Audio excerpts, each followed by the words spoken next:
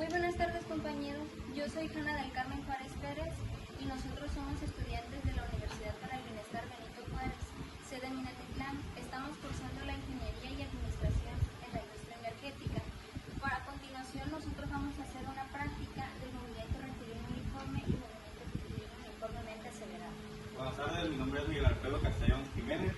Los objetivos de esta práctica son identificar el concepto de velocidad, interpretar el concepto de aceleración y distinguir entre el movimiento rectilíneo uniforme y uniformemente variado. Buenas tardes, mi nombre es Evelyn Acari Castellanos Beltrán. Los materiales que vamos a ocupar para esta práctica es una base en donde ponemos una canaleta reutilizada, un balín y un cronómetro.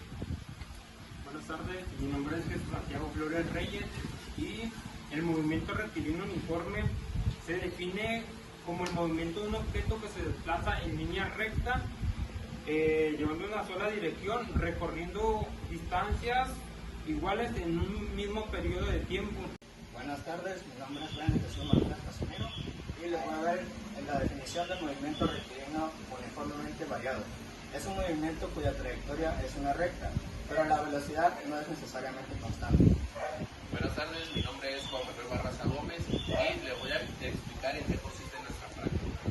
Nuestra práctica consiste en que nosotros aquí tenemos un punto de apoyo y nuestra canaleta, que es el recorrido, tenemos intervalos de 20 centímetros.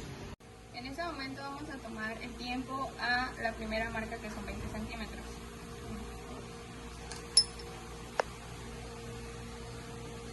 En el segundo intento vamos a medir el tiempo que tarda en recorrer los 40 centímetros. Tercer intento, tiempo en recorrer los 60 centímetros. Cuarto intento, tiempo en recorrer los 80 centímetros. Quinto intento, tiempo en recorrer los 100 centímetros.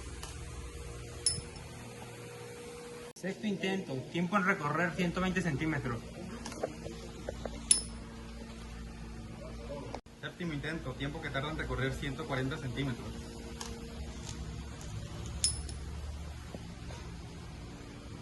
Octavo intento, tiempo en recorrer 160 centímetros.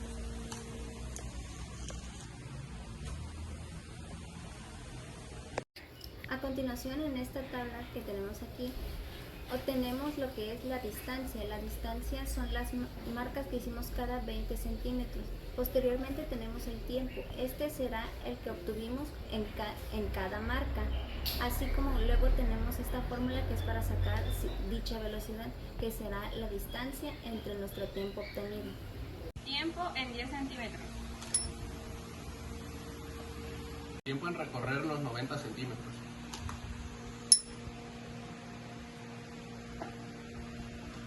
Tiempo que tarda en recorrer los 160 centímetros. Sí, cuando A continuación tenemos la siguiente tabla donde podemos observar que en la primera columna tenemos nuestra distancia, que fueron las marcas que hicimos previamente. Posteriormente se midió el tiempo, que lo tenemos en la segunda columna, que ya fue registrado en esta tabla. Así como ya con estos datos podemos recopilar y llenar lo que nos resta de la tabla con las variadas fórmulas que se nos presentan.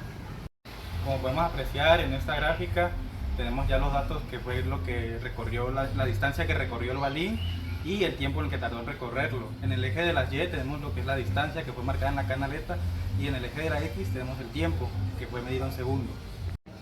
En esta gráfica podemos ver que todos los datos obtenidos en la tabla anterior los tenemos recopilados. En el eje de las Y tenemos lo que es la velocidad, en el eje de las X tenemos lo que es el tiempo y como sabemos la velocidad se puede sacar con distancia sobre tiempo. En esta gráfica, en el eje de las Y representamos nuestras últimas 4 distancias y en el eje de las X lo que representamos fue el tiempo al cuadrado. en esta gráfica podemos observar que en el eje de la Y tenemos representadas las aceleraciones, que están medidas por centímetros sobre segundo al cuadrado, y en el eje de la X está representado el tiempo. Como primera respuesta de la primera pregunta, las características más sobresalientes son el tiempo, la velocidad y la distancia que es proporcional. Como segunda respuesta se le llama movimiento rectilíneo porque se realiza en una sola dirección y en línea recta.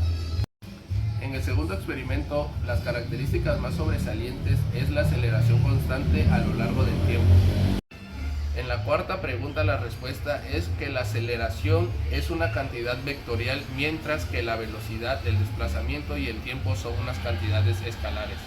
Como primer ejemplo de movimiento rectilíneo uniforme podemos decir que es un automóvil acelerando desde un reposo en línea recta. Como segundo es un objeto que cae libremente con gravedad.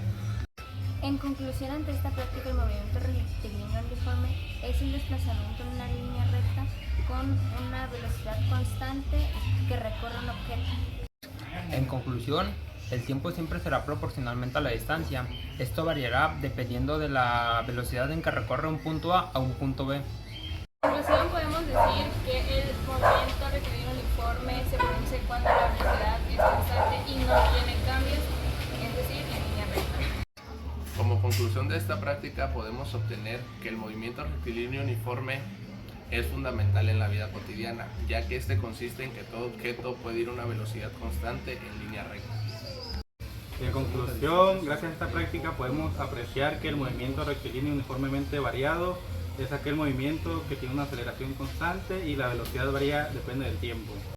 En conclusión, entendí que por el movimiento rectilíneo lo podemos estar presente en nuestra vida cotidiana. Un claro ejemplo de esto puede ser